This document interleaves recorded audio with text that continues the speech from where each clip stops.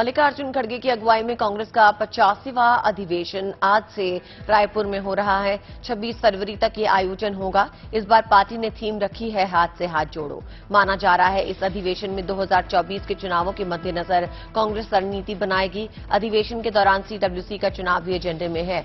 देश भर के करीब 15,000 प्रतिनिधि इस अधिवेशन में हिस्सा ले रहे हैं। सोनिया, राहुल और प्रियंका गांधी के भी इसमें शामिल होने की उम्मीद है। हालांकि वो स्टीयरिंग कमेटी की बैठक में शामिल नहीं हो रहे। आज प्रधानमंत्री नरेंद्र मोदी उत्तर पूर्व के चुनावी राज्य नागालैंड और मेघालय के दौरे पे हैं। दोनों चुनावी राज्यों में आज प्रधानमंत्री की रैलियां हैं। पहले नागालैंड के दीमापुर में प्रधानमंत्री रैली को संबोधित कर रहे हैं। वहीं मेघालय में वो 2 रैलियों को संबोधित करेंगे। मेघालय में एक रैली शिलांग में और दूसरी रैली तुरा में होनी है।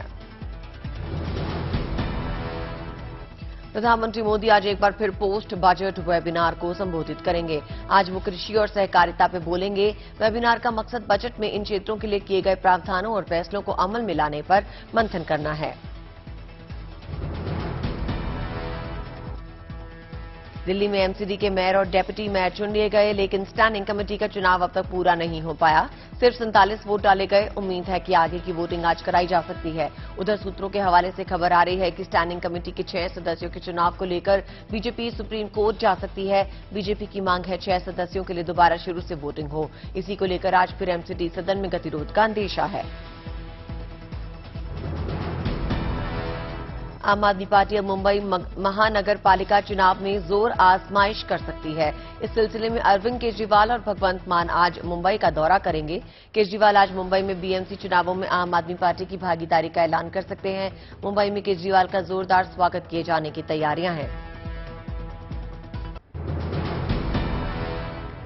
विदेश मंत्री एस जयशंकर ने एक बार फिर पाकिस्तान को आईना दिखाया। एशिया इकोनॉमिक डायलॉग में बोलते हुए विदेश मंत्री ने पाकिस्तान के ताजा आर्थिक संकट को लेकर कहा कि जिस देश का मुख्य बिजनेस ही आतंकवाद हो, वो देश कभी भी एक कठिन परिस्थिति से बाहर नहीं निकल सकता।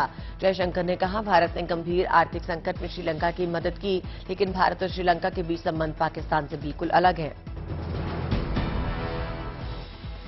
संयुक्त राष्ट्र में भारत ने एक बार फिर पाकिस्तान को फटकार लगाई।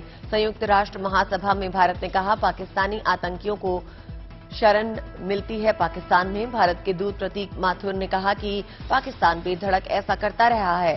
संयुक्त राष्ट्र में पाकिस्तान को जवाब देते हुए प्रतीक माथुर ने कहा, मैं ये कहने के लिए इस मंच का उपयोग कर रहा हूं कि भारत ने इस बार पाकिस्तान के शरारती उकसावे का जवाब नहीं देने का फैसला किया है। रूस और यूक्रेन के बीच युद्ध शुरू हुए आज 1 साल पूरा हो गया। 24 फरवरी 2022 को रूस के राष्ट्रपति व्लादिमीर पुतिन ने यूक्रेन के खिलाफ जंग का ऐलान कर दिया था। इस साल में जंग किसी नतीजे पे नहीं पहुंची, ना कोई जीता ना कोई हारा, लेकिन इस जंग का असर सिर्फ इन 2 देशों में ही नहीं बल्कि दुनिया भर पे पड़ा है और अभी भी बढ़ रहा है।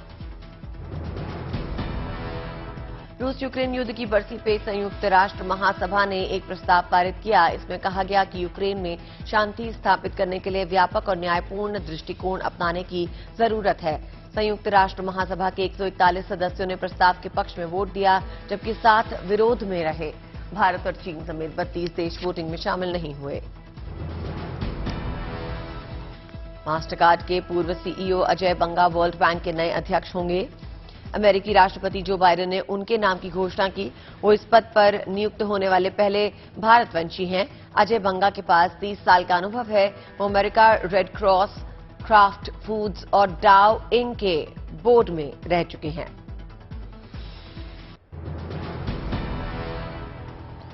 बेंगलुरु में G20 की बैठक का रंगारंग आगाज हुआ। यहां आज G20 देशों के वित्त मंत्रियों और केंद्रीय बैंकों के गवर्नर्स की बैठक हो रही है। इससे पहले आज यहां शानदार लोक नृत्य और संगीत की झलक देखने को मिली। तमाम कलाकारों ने कार्यक्रम स्थल पर मेहमानों के स्वागत में अनूठे नृत्य पेश किए और जबरदस्त समा बांधा।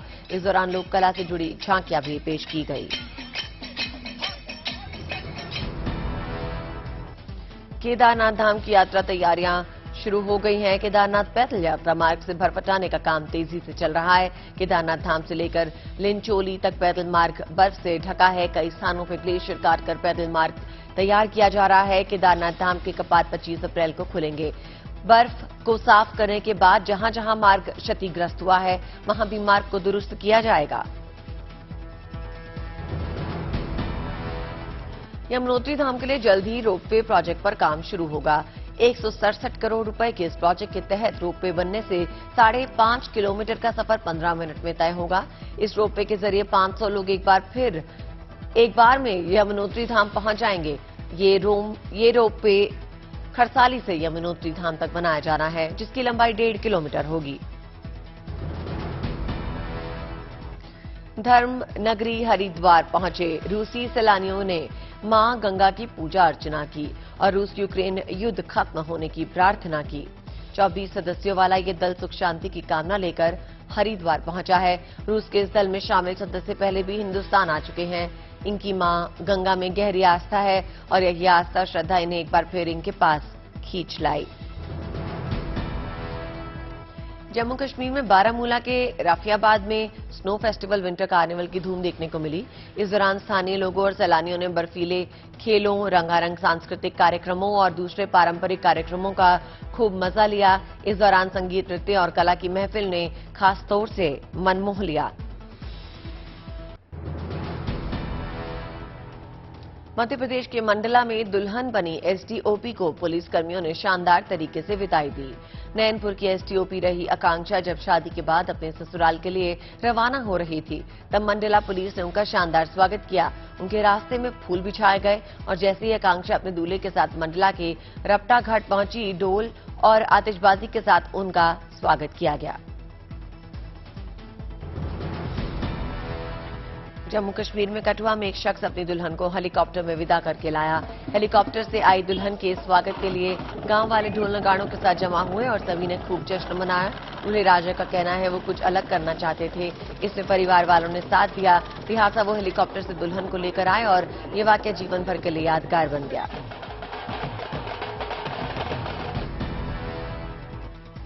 रेलवे स्टेशन और रेल परिसरों से अपनों से बिछड़े या खो गए बच्चों को उनके परिजनों और रिश्तेदारों से मिलाने के लिए रेलवे ने खास पहल की है। वडोदरा में रेलवे ने नन्हे फरिश्ते नाम से खास अभियान शुरू किया। इसके तहत रेलवे स्टेशन पर चाइल्ड हेल्प डेस्क बनाए गए और चाइल्ड लाइन हेल्पलाइन नंबर सेवा शुरू की गई। जम्मू कश्मीर के अनंतनाग जिले के सादीवारा एक गांव के सरपंच फारूक अहमद गनी ने इलाके को प्लास्टिक कचरा मुक्त बनाने के लिए एक अनोखी पहल की।